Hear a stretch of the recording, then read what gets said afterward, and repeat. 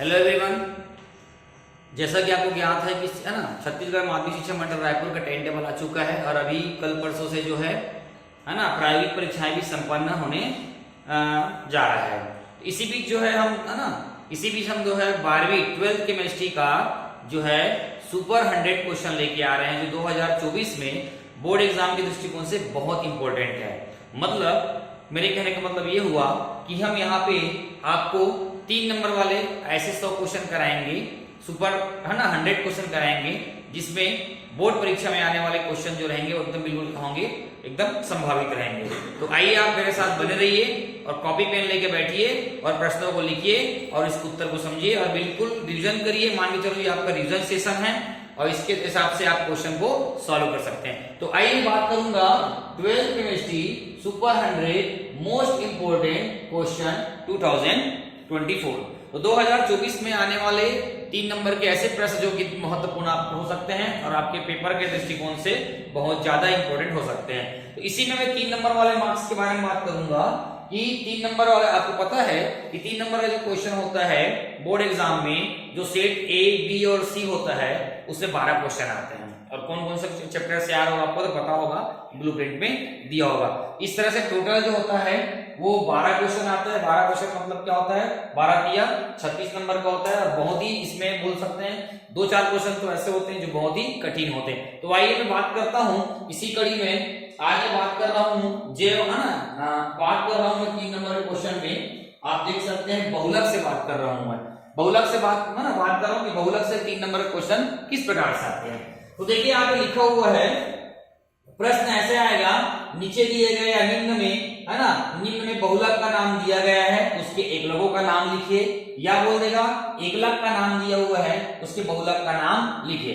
प्यारे बच्चों, आपको मालूम होगा कि बहुलक और एकलक क्या होता है। बहुलक क्या होता है, सरल अणुओं के संयोजन से बनने वाले उच्चतर आणविक द्रव्यमान वाले यौगिक को हम लोग बहुलक बोलते हैं और बहुलकों का निर्माण तब होता है जब एकलकों की संख्या क्या होती है, 100 से अधिक होती है।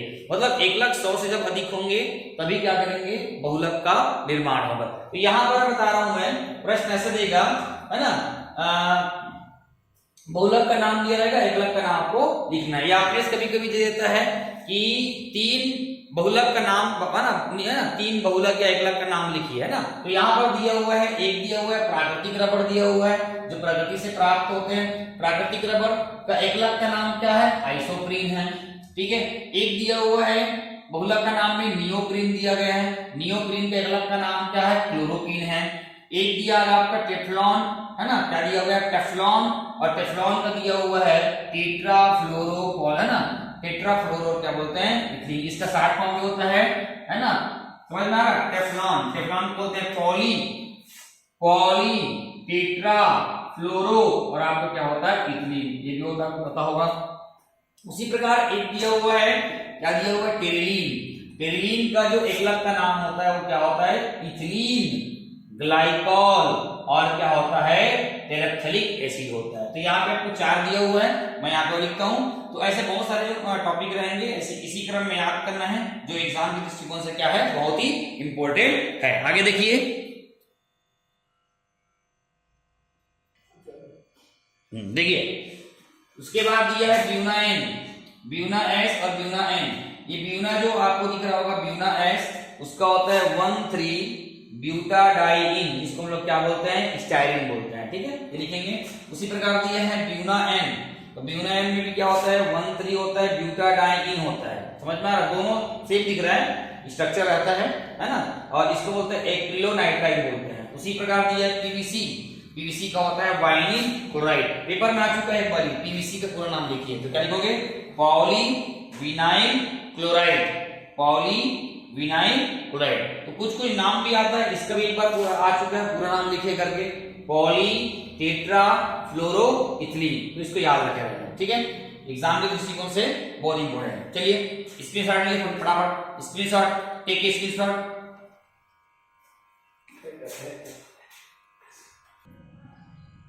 चलिए उसके बाद देखो 8वां नंबर में दिया हुआ है क्या, नायलॉन 66। नायलॉन 66 मतलब क्या होता है, 6 से कार्बन डाल, समझ में आ रहा है, यहाँ लिखा हुआ है नायलॉन, नायलॉन 6 दिया होगा। इसका किस चीज में बनता है, हेक्सामेथिलीन डाइएमीन एवं क्या बनता है, एडीपी अम्ल बनता है। समझ में आ रहा है? नायलॉन 6 किससे बनता है, यहाँ पे दिख रहा होगा नायलॉन 6 क्या बनता है, हेक्सामेथिलीन डाइएमीन एवं एडीपी अम्ल। उसी प्रकार दिया हुआ है नायलॉन 6 से क्या दिया हुआ है, एमिलो है ना कैप्रोइक अम्ल, एमिनो क्या लिखा है, कैप्रोइक अम्ल। उसी प्रकार दिया हुआ है बेकेलाइट, इंपॉर्टेंट है, बेकेलाइट का जाएगा आपको फिनॉल, क्या जाएगा आपका बेकेलाइट क्या हो जाएगा, हो जाएगा आपका फिनॉल हो जाएगा। और उसके बाद क्या लिखा हुआ है, फॉर्मेल्डिहाइड, क्या लिखा हुआ है, फॉर्मेल्डिहाइड आपका Fe और आपका HO, ठीक है। अच्छा इसको भी ध्यान रखना ना, फॉर्मेल्डिहाइड का संबंध किससे है, फॉर्मेलिन से है। पेपर में आता है फॉर्मेलिन क्या है, तो आप लोग क्या लिखोगे, फॉर्मेल्डिहाइड के 40% जेली विलियन को, है ना, फॉर्मेल्डिहाइड के क्या करेंगे, 40% जेली विलियन को अपन लोग क्या बोलते हैं, फॉर्मेलिन कहा जाता है। और फॉर्मेलिन का यूज जो होता है वो जनरली क्या होता है, आप लोग देखे होंगे प्रयोगशाला में, है ना, जो भी स्पेसिमेन होता है, स्पेसिमेन उसी में डूबा रहता है, मतलब क्या बोल सकते हैं, उसको संरक्षित करता है, सड़ने से क्या करता है, बचाता है। इस प्रकार से जितना बताया मैं आप लोगों को, ये आपका क्वेश्चन नंबर, ये आपको बताओ क्या होगा, क्वेश्चन नंबर 1 हो गया, जो कि 3 मार्क्स का है। अभी कहां से आ रहा है, आपका पॉलीमर से आ रहा है, बहुलक से आ रहा है, ठीक है। इनमें से आपको याद करेंगे, 10 मैंने बता दिया है, और 10 में कोई ना कोई यहां से 3 तो आपको क्या करना, याद करना पेपर में आता है। चलिए नेक्स्ट क्वेश्चन देखते हैं। चलिए उसके बाद देख सकते हैं आप लोग दूसरा क्वेश्चन है, दूसरा क्वेश्चन बहुत इंपॉर्टेंट है, जब मैं पढ़ता था उस समय ये मेरे पेपर भी आया था, ठीक है। नाम क्या है, थर्मोप्लास्टिक और थर्मोसेटिंग बहुलक में क्या करना है, आपको प्लास्टिक में अंतर करना है, अंतर देना है, ठीक है। थर्मोप्लास्टिक और थर्मोसेटिक जो है ना, थर्मोप्लास्टिक थर्मोसेटिक जो बहुलक है, इस पे 3 अंतर लिखिए। तो पहला अंतर देखते हैं, थर्मोप्लास्टिक जो होता है इसको गर्म करने पर ये मुलायम हो जाते हैं, क्या हो जाते हैं, गर्म करने पर मुलायम हो जाते हैं, और क्या हो जाते हैं, पिघल जाते हैं। उसके बाद क्या बोल रहा है, इधर देखो, ये गर्म करने पर मुलायम नहीं होते, सीधा क्या करता है, अगर ज्यादा गर्म कर दोगे वो जल जाता है, पूरा स्वाहा हो जाता है, खत्म हो जाता है, टाटा हो जाता है, बाहर आ जाता है। सेकंड नंबर दिया हुआ है, ये जो बहुलक होता है वो योगात्मक बहुलीकरण के द्वारा बनते हैं। योगात्मक मतलब आपस में एकलक इकाइयां जुड़ती है और बहुलक इकाइयों का निर्माण करती है। उसके बाद एक दिया हुआ है, यह संगणन बहुलीकरण के द्वारा बनता है। अब संगणन बहुलीकरण क्या होता है उसको पढ़ना पड़ेगा, ठीक है। ये संगणन बहुलीकरण के द्वारा क्या करता है, बनता है। अपन को ये पहला पॉइंट लिख देना है, दूसरा पॉइंट ये लिख देना है, तीसरा पॉइंट ये है, यह प्राय कार्बनिक विलायकों में मिले हैं। कार्बनिक विलायक मतलब फिनॉल, एल्कोहल, ईथर्स, कीटोन्स, ये वगैरह में क्या है, ये कार्बनिक विलायकों में क्या है, मिले हैं। लेकिन यहाँ पर क्या बोलता है, इधर क्या बोलता है, क्रॉस लिंक व प्रबल बंधों के कारण, मतलब यहाँ पर स्ट्रॉन्ग बॉन्ड बनता है, ये जब बनता है थर्मोप्लास्टिक बनता है तो है ना, इनके बीच क्या होता है, स्ट्रॉन्ग बॉन्ड बनता है। तो क्रॉस लिखा है, क्रॉस लिंक व प्रबल बंधों के कारण ये कार्बनिक विलायकों में क्या है, अविलेय है। उसके बाद अपन को कुछ एग्जांपल देख देना है। तो ये थर्मोप्लास्टिक के अंतर्गत में क्या आ जाएगा, इसके अंतर्गत में आ जाएगा पॉलीथीन आ जाएगा, क्या आ जाएगा इसके अंदर क्या आ जाएगा, पॉलीथीन आ जाएगा।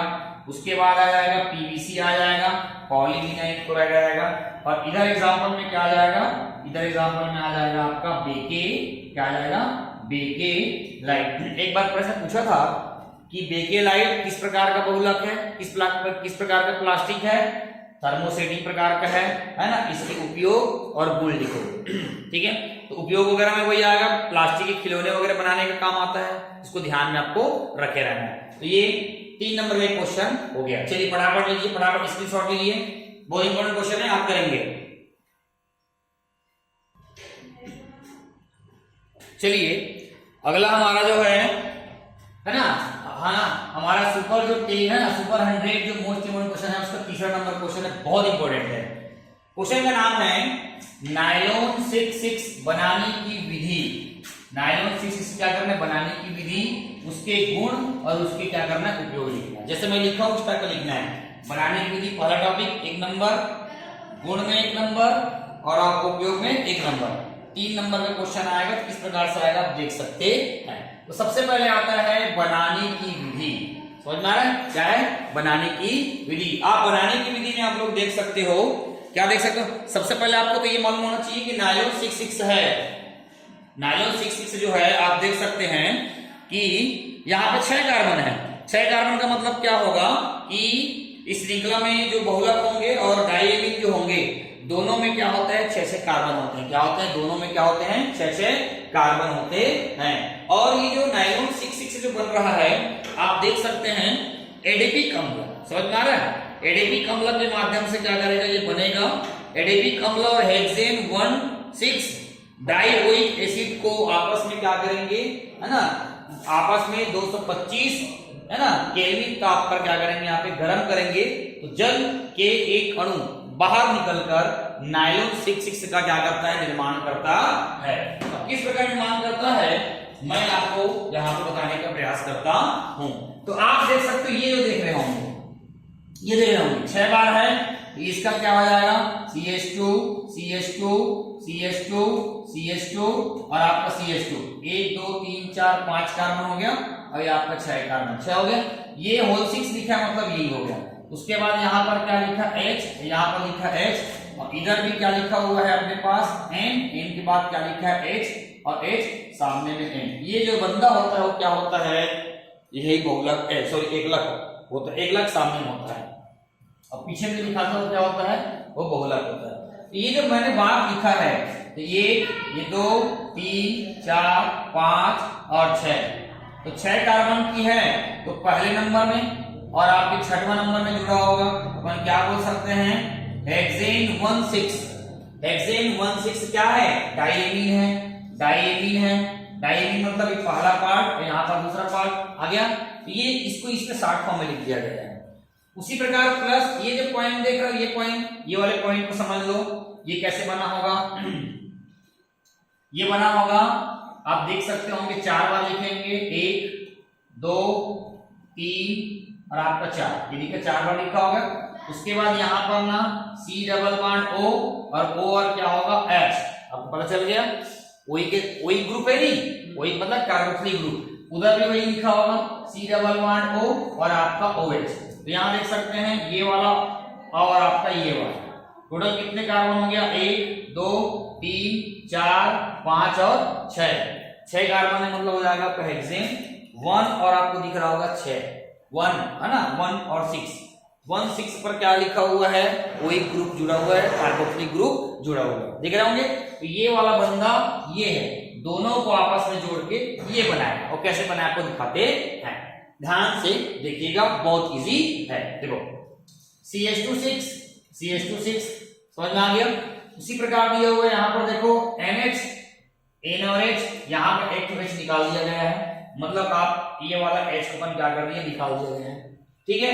ये पूरा पार्ट आ गया कहां पर, इतने में आ गए, दिख रहा होगा। तो ये वाला H और इधर का H, यहाँ H एक तो गया हुआ है, देखो यहाँ एक तो H गया हुआ है, ये पूरे पार्ट को यहाँ ला दिया गया है। उसी प्रकार देखिए यहाँ का C डबल बॉन्ड O और यहाँ का OH, तो यहाँ पे क्या आप देख सकते हो, यहाँ का H और यहाँ का OH, ये ऐसे निकाल देंगे तो क्या निकल जाएगा, पानी निकल गया। बाकी C double bond O CH2 वही है, ये भी वही है, सेम है। अब यहाँ पर देखो यहाँ पर OH है, अगर मान लो कोई और इकाई उधर जुड़ेगी और अगर इकाई जुड़ जाएगा तो वहां से भी क्या करेंगे, वाटर मॉलिक्यूल बाहर निकल जाएगा और दोनों जुड़कर क्या बन जाएगा, नायलॉन 6 बन जाएगा। क्लियर है। अब उसके बाद देखो इसका गुण, इसके गुण देखते हैं, है ना। इसकी जो प्रकृति होती है बहुत ही क्या होती है, कठोर होती है, बहुत ही स्ट्रांग होता है, बहुत ही कठोर माना जाता है, ठीक है, समझ में आ रहा है। उसके बाद देखेंगे नायलॉन की संरचना जो होता है वो किसकी जैसे होती है, प्रोटीन की जैसे होती है। हमारा जो प्रोटीन है ना, दूध में मिलता है, दाल में मिलता है, जब जानते होंगे वो कैसा होता है, उसके जैसा होता है। उसके प्रकार हो सकते हैं ना, उसी प्रकार दिया है वस्त्र उद्योग में कपड़े जो बनते हैं वहां में धागा होता है, उसका उसी यूज करते हैं गलीचे और बनियान में। ये थोड़ा तंता भी है, क्या करता है, तंता भी है। इस नायलॉन का कपड़ा बनता है ना, हमारा रस्सी बनता है, प्रोटीन के बारे में बात करें तो इस तरह से आप देख सकते हैं कि सुपर 100 में हमने आपको 3 क्वेश्चन करा दिया गया, ठीक है, 3 तरह से क्वेश्चन कराएंगे। आप इसको देखते रहिए और प्रैक्टिस करिए। आप अगर पढ़ लिए होंगे, याद कर लिए होंगे, तो आप जो है रीजन के तौर पर जो है आप, है ना, सोते समय, खाते समय, घूमते समय इस वीडियो को अपने यूट्यूब में लिंक पे जाकर ओपन करके देखिए और आपको प्रैक्टिस करें, प्रैक्टिस हो जाएगा। वही परीक्षा के दृष्टिकोण से बहुत ही इंपॉर्टेंट है। तो हमारे साथ बने रहिए अगले क्वेश्चन के लिए, ठीक है। धन्यवाद।